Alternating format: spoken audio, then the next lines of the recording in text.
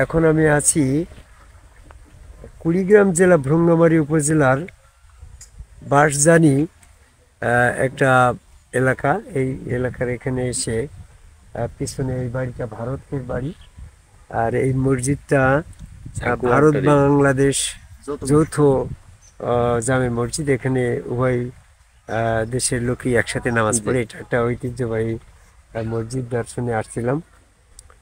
তো এই মসজিদটার নাম হচ্ছে দক্ষিণ বাঁশজানি ঝাকুয়াটারি জামে মসজিদ। এই মসজিদের পথে দাঁড়িয়ে আমরা একটা বিষয় স্মরণ করতে চাচ্ছি, বলতে চাচ্ছি। বিষয়টা হচ্ছে এই যে মানুষ তো বর্তমানে দুই ধরনের সেজদা করে, দুই প্রক্রিয়ায় আল্লাহকে সেজদা করে। একটা প্রক্রিয়া হচ্ছে এক শ্রেণীর মানুষ নিরাকারে আল্লাহকে ধারণা, কল্পনা, অনুমান এই বিশ্বাস করে সেজদা করে। আর আরেক শ্রেণীর মানুষ রসুলের হাত আল্লাহর হাত, রসুলের চেহারা আল্লাহর চেহারা, রসুল স্রোতে আল্লাহ বিশ্বাসী সেখানে সেজদা করে। তো দুই ধরনের সেজদার ভিতরে এক ধরনের সেজদা হচ্ছে আল্লাহ বাতিল করেছে, মানে আল্লাহ এটা বন্ধ করে দিয়েছে, আর একটা সেজদা চালু আছে। তো সেক্ষেত্রে আমরা দেখি যে নিরাকারে আল্লাহকে ধারণা, কল্পনা, অনুমান বিশ্বাস করি যে সেজদাটা, এটা আদম তৈরির আগে চালু ছিল। যখন আদম তৈরি হয় নাই ওই সময়তে কিন্তু ফেরেশতা এবং জিন যা সম্প্রদায় ছিল তারা কিন্তু নিরাকারে আল্লাহকে সরাসরি সেজদা করেছে। ওই সেজদাটা তখন বৈধ ছিল। যখন আদম আলাইহিস সালামকে প্রতিনিধি হিসাবে তৈরি করলো তখন কিন্তু এই সেজদাটা আগের সেজদাটা নিরাকারে আল্লাহকে সেজদার বিষয়টাকে মানে বাতিল করে। তো এটা বর্তমানে এক শ্রেণীর মানুষ আছে যারা ওই আগের সেই নিরাকারে আল্লাহকে সেজদার পদ্ধতিটা চালু রেখেছে। তো সেই জায়গায় আমাদের জানা জিজ্ঞাসা হচ্ছে এটা যে আগে নিরাকারে সেজদার ওই পদ্ধতিটা যে বাতিল বা বন্ধ করা হয়েছে তার প্রমাণ যুক্তি কি?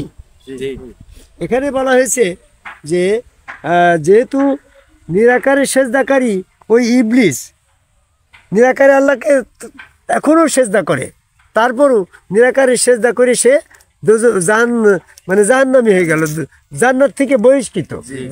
তো নিরাকারে সেজদা করে ইবলিস যদি জান্নাত থেকে বহিষ্কৃত দোজখে যায় তাহলে পারে নিশ্চয় ওই সেজদাটা অবৈধ হয়েছে, ওই সেজদাটা বাতিল হয়েছে। দ্বিতীয় কথা হচ্ছে যে পরবর্তীতে আদম কাওয়া আল্লাহকে সেজদার সময় ফেরেশতাদের নাম উল্লেখ করে এই সেজদা করতে বলা হয়েছে। তার মানে ফেরেশতাদের নাম আদম সেজদার সময় উল্লেখ করাই এটা প্রমাণ করে যে নিরাকারী সেজদা করাটাকে বাতিল করা হয়েছে। কারণ ইতিপূর্বে আদম সৃষ্টির আগে নিরাকারী সেজদাকারী ওই ফেরেশতারা নিরাকারী সেজদা করছিল। নিরাকারী সেজদাকারী ওই ফেরেশতাদের নাম যখন পুনরায় আদম সেজদার সাথে সম্পৃক্ত করা হইল তাতেই প্রমাণ হইল যে নিরাকারের সেজদা এটা হচ্ছে অবৈধ এবং ওটা বাতিল করা হয়েছে। কারণ ফেরেশতারা যদি নিরাকারের সেজদা করে ওই জায়গায় আদম সেজদা না করতো তাহলে কিন্তু ওরা বেহেশত থেকে বহিষ্কৃত হয়ে যেত। যেমনটিভাবে ইবলিস নিরাকারে সেজদা করে অথচ আদম কাওয়া আল্লাহকে সেজদা না করার কারণে সে বেহেশত থেকে বহিষ্কৃত হয়ে গেল। তাহলে নিরাকারে সেজদা করাটা নিশ্চয়ই অবৈধ হয়েছে, ওটা বন্ধ হয়েছে। আজকে আমরা যারা নিরাকারে আল্লাহকে সেজদা করছি এটা অবৈধ সেজদা। এই অবৈধ টিকিট নিয়ে মানে বাতিল টিকিট নিয়ে, যেমন ট্রেনে থাকলে চিকার যখন তোমাকে ট্রেনের টিকিট চেক করছে তখন তুমি গতকালকে তারিখের বাতিল টিকিটটা শো করলে তখন বলছে এই টিকিটের মেয়াদ তো শেষ হয়ে গেছে, এখন আজকের বর্তমান টিকিটটা তোমার কই? যদি বর্তমান টিকিট না থাকে তো ট্রেন থেকে তোমাকে নামাই দেবে। তো তদ্রূপভাবে যারা বর্তমানে নিরাকারের টিকিট নিয়ে নিরাকারের সেজদার এই টিকিট নিয়ে মৃত্যুবরণ করবে তখন তারা হাসরের দিন এই বাতিল টিকিট, এটা আগের টিকিট, এটা অবৈধ হয়ে গেছে, এই টিকিটে তুমি এখন জান্নাতে যেতে পারবে না। তোমাকে যদি এখন জান্নাতে যেতে হয় এই আদম কাওয়া সেজদা করা এই টিকিট তোমাকে লাগবে। তখন দেখা যাচ্ছে আদম কাওয়া সেজদার টিকিটটা পরীক্ষা করা হবে, আদমকে ভাই সেজদার জন্য নির্দেশনা দেওয়া হবে। সূরা কালামের 42-43 নম্বর আয়াতে বলছে তারা সেদিন আল্লাহর পায়ে সেজদা করতে পারবে না, কারণ তারা দুনিয়াতে ওই সেজদা করে নাই। তাহলে নিরাকারের সেজদার টিকিটটা বাতিল হয়ে গেছে, আর আদমকে ভাই সেজদার টিকিটটা চালু ছিল। যারা ওই সেজদা করবে না তারা সেদিন জান্নাতে যেতে পারবে না।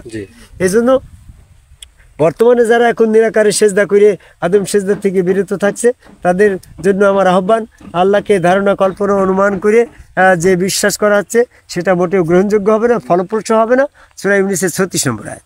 কাজেই বর্তমানে আমরা যে দুই শ্রেণীর মানুষ, এক শ্রেণীর মানুষ নিরাকারে আল্লাহকে সরাসরি সেজদা করে 5 ওয়াক্ত নামাজ, রোজা, হজ, যাকাত, জুমা জামাত ইত্যাদি করছি, কিন্তু এদের এই বিষয়টাকে বাতিল হবে, এটা কোনো গ্রহণযোগ্য হবে না।